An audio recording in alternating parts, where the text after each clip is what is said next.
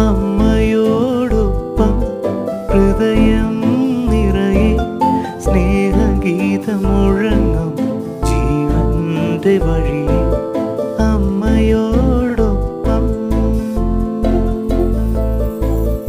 അമ്മയോടൊപ്പം എന്ന ഈ 7-ാം ദിനം നമ്മൾ പങ്കുവയ്ക്കുന്ന ഏറ്റവും മനോഹരമായ തിരുവചനം യോഹന്നാൻ എഴുതിയ സുവിശേഷം 19-ാം അധ്യായം 1-ാം വചനമാണ്. പീലാത്തോസ് യേശുവിനെ ചമ്മട്ടി കൊണ്ട് അടിപ്പിച്ചു. പ്രിയ സഹോദരങ്ങളെ, ഈ വചനം മനുഷ്യരക്ഷയ്ക്കായി ദൈവം മനുഷ്യരൂപത്തിൽ അനുഭവിച്ച കഷ്ടപ്പാടിന്റെ ആഴം നമ്മെ ഓർമ്മിപ്പിക്കുന്നു. നമ്മുടെ ജീവിതത്തിലും ദിവസേന ചെറുതും വലുതുമായ വേദനകളും ബുദ്ധിമുട്ടുകളും വരാറുണ്ട്. ഒരു വാക്ക്, ഒരു നോട്ടം, ഒരു പരാജയം, പക്ഷെ അവയേക്കാൾ അനന്തമായ വേദനയാണ് യേശു നമുക്ക് വേണ്ടി ഏറ്റെടുത്തത്. ആ ചമ്മട്ടിയടിയിലെ ഓരോ അടിയും നമ്മുടെ ഓരോ പാപത്തിനുമുള്ള മറുപടിയായിരുന്നു.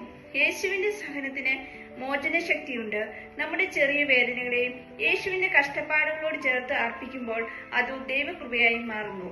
യേശുവിന്റെ ഉയർപ്പിൽ അവസാനിച്ചതുപോലെ നമ്മുടെ പരീക്ഷണങ്ങളും ദൈവത്തിൽ വിശ്വാസത്തോടെ ഏറ്റെടുത്ത് അമ്മയായ മറിയത്തിന്റെ പ്രാർത്ഥനയിലൂടെ നാം ദൈവത്തിൽ ആശ്രയിക്കുമ്പോൾ ആ വേദനകൾ നമ്മെ തകർക്കാതെ പകരം ഉയർത്തുന്ന കരുത്താകുന്നു.